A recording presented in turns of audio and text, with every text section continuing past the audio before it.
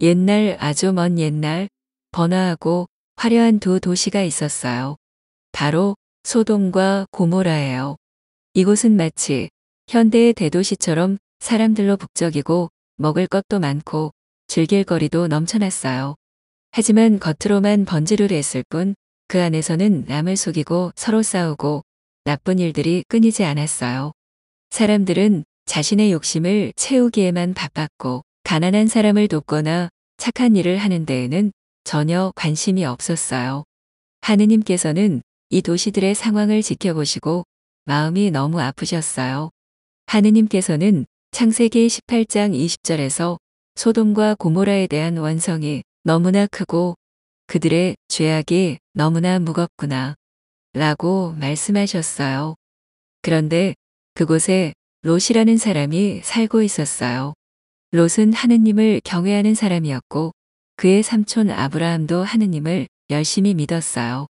아브라함은 롯에게 좋은 조언을 많이 해줬지만 롯은 소돔이 너무 살기 좋다고 생각해서 그곳에 정착했어요. 처음에는 괜찮아 보였지만 시간이 지나면서 사람들의 행동이 점점 더 악해지는 걸 보고 롯도 고민이 많아졌어요. 그러던 어느 날 하느님께서는 두 천사를 소돔으로 보내셨죠. 천사들이 소돔에 도착했을 때 롯은 그들을 집으로 정성껏 맞아들였어요. 하지만 소돔 사람들은 천사들을 나쁘게 대하려고 몰려왔어요. 롯은 그들을 막으려고 했지만 소돔 사람들은 막무가내였어요. 하느님께서는 이 모습을 보시고 결정을 내리셨어요. 이 도시는 더 이상 희망이 없다고 판단하신 거예요. 그래서 하느님께서는 롯에게 가족을 데리고 빨리 떠나라고 말씀하셨어요. 하느님께서는 창세기 19장 17절에서 달아나 목숨을 구하시오. 뒤를 돌아다 보아서는 안 돼요. 이 들판 어디에서도 멈추어 서지 마시오. 휩쓸려 가지 않으려거든 산으로 달아나시오라고 명령하셨어요. 롯과 그의 가족은 아침이 밝자마자 급히 도망쳤어요. 가는 동안 하늘에서는 불과 유황이 내리기 시작했고 점점 도시가 불타는 소리가 들려왔어요. 하지만 롯의 아내는 무언가 아쉬운 마음이 들었어요. 정말 다 사라질까? 내가 살던 곳인데. 하고 궁금한 마음에 결국 뒤를 돌아보고 말았어요. 바로 그 순간 그녀는 소금 기둥이 되어버렸어요. 하느님의 말씀을 따르지 않고 궁금한 마음을 이기지 못한 결과였어요. 창세기 19장 26절에 보면 그런데 롯의 아내는 뒤를 돌아다보다 소금 기둥이 되어버렸다. 라고 기록되어 있어요. 롯과 두 딸은 두려운 마음으로 계속 앞으로만 달렸어요. 이렇게 소돔과 고모라는 하느님의 심판을 받아 불과 유황비로 완전히 사라지고 말았어요. 사람들은 하느님의 말씀을 따르지 않고 자기 마음대로 살다가 결국 멸망하고 만 거죠. 이 이야기는 우리에게 많은 교훈을 줘요.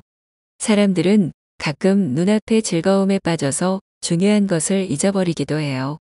하느님께서는 항상 우리에게 좋은 길을 알려주시지만 우리가 그것을 듣지 않으면 결국 큰 어려움을 겪게 될 수 있어요. 이스라엘 자손들이 하느님을 저버리고 다른 길로 나아갔지만 하느님께서는 여전히 그들을 사랑하셨어요. 하느님께서는 우리가 잘못된 길로 갈 때도 다시 돌아오기를 바라세요. 이제 우리는 이 이야기를 통해 무엇을 배울 수 있을까요?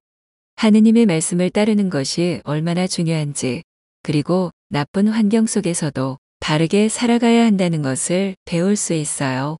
또 때로는 우리가 미련을 버리지 못해 어려움을 겪기도 하지만 하느님께 대한 믿음이 있다면 용기를 내어 앞으로 나아갈 수 있다는 것도 알게 돼요. 시편 119장 105절에는 당신 말씀은 제 발의 등불, 저의 길에 빛입니다. 라는 말씀이 있어요. 하느님의 말씀을 따라가는 것이 우리가 살아가는데 가장 큰 도움이 되는 거랍니다.